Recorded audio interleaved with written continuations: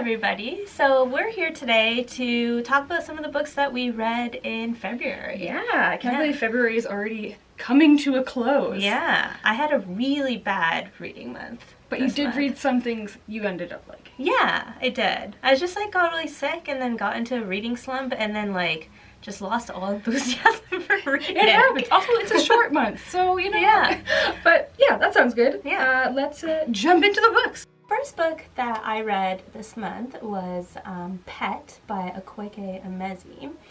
And this was such an interesting, it's like nothing interesting, but it's like nothing I've ever read before. So the premise of this book is the main character, I guess I'll start with that, is she's a trans teenager named Jam, and she lives in this utopian society, but it's kind of very near future. And everything's very liberal, people are allowed to be who they are, and there was in recent history there was a revolution where people kind of got rid of the monsters in the society, and the monsters aren't big scary demonic things, they're just kind of people in society that are not very good, they kind of do bad things, it could be your corporate greedy CEO, or I don't know, you're someone who maybe bullied someone, kind of monsters like that.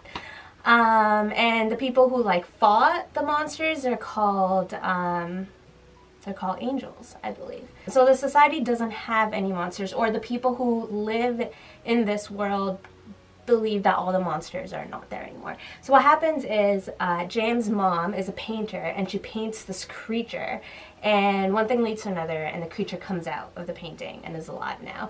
And this creature looks very monstrous, but isn't a monster. This creature is here and is telling Jam that there is a monster that lives with her best friend's family, and they need to get rid of it.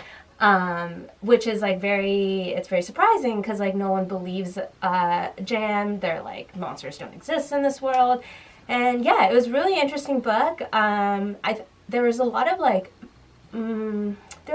messages, and it was all very nuanced. So when I put it down, I had a lot to think about, and I even retold the story to my housemates and had long discussions about it.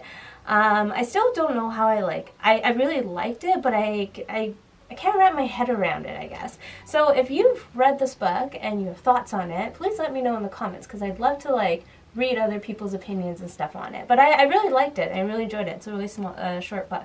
So yeah. So the first book I want to talk about this month is Any Known Blood by Lawerence Hill. I've read 2 other Lawerence Hill books and really enjoyed them, and had actually never heard of this one, so when I found it at a thrift store, I knew I had to pick it up. This is about Langston Kane V, who has a 38-year-old man. He's a divorcee. He's recently been fired from his government position, and he is in this kind of weird middle ground part of his life. He's a Canadian man, but he decides he's going to travel down to Baltimore, where his family originated, and try to figure out his family's history and document it. It is such a beautifully written book. Again, having known nothing about it going in, getting to know Langston's family back through the generations was just such an interesting story. It starts with Langston, and then his parents, and then their parents, and then their parents. And he's just trying to search for his identity in his family's history. Loved it. Absolutely worth a read. It's an adult historical fiction, contemporary fiction that I think everybody should put on their list. The next thing I read this month was, it was a whole series. It was the Locke Key graphic novel series by Joe Hill.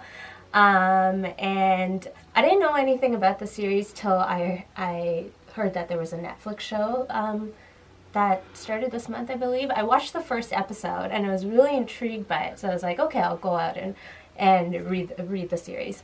And it was really fun. I highly recommend it. It's very dark. The graphic novels, at least, are much darker than the TV show. I only watched the first 2 episodes, but they're quite different. But what it's about is these kids three kids and their mom. The dad just recently got like violently murdered. That's how the book starts. And they have to go and live in kind of their like ancestral home on the other side of the country. And it's like it's this huge mansion called the Key Mansion. Or is it the Locke Mansion? Locke Key, one or the other. But they go live in this mansion and they start discovering all these magical keys. And all these keys like do like a wide range of things, like bring back ghosts and like things like that. It's really cool. And throughout the series, you like each like volume you learn about like new keys, and it's really fun to like read about them and see what they do. But yeah, I thought it was really exciting. There's like a lot of like fun like high school drama mixed in with like very like mysterious like dark plot. So I thought that was really fun. One of the big differences I noticed from the series to the Netflix show is that I think the Netflix show kind of amped up the high school drama and also like made everyone really gorgeous and good looking. But like it's different, and I kind of like it because then I can have like two different experiences. But yeah, it's really fun. Next up, I have Magic for Liars by Sarah Gailey. This book was so much fun to read. Especially think it will speak to the Harry Potter generation. It is an adult murder mystery novel following a private investigator named Ivy, and she is asked to go to this prestigious magical school, which she knows about because her sister is magical, although she is not, to investigate a gruesome murder. So this is set in modern day America, but it, again, like Harry Potter, kind of have this subset of people who have magic, while some don't. The internal society of the people have decided that it wasn't a murder, it was just a terrible accident, but the school administration doesn't believe this, so they bring in an outsider to try to figure out what really happened. Like I said earlier, if you grew up loving Harry Potter, this one is just so much fun. It totally brings you back to those vibes, and you get to experience the same kind of feeling, but in an adult setting. Really loved it. Quite gruesome a little bit at times, but just so much fun to read. And on that note, of course I have to talk about, I've started my first reread of the Harry Potter series in almost a decade. I read these books back to back to back.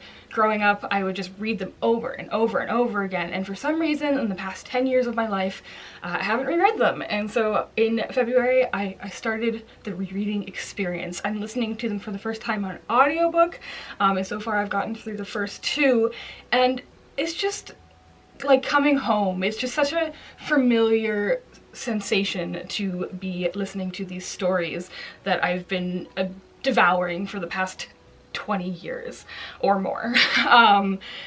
It's just such a delightful experience, and it's really reminding me of how important these stories were to me as a child and remain to me to this day.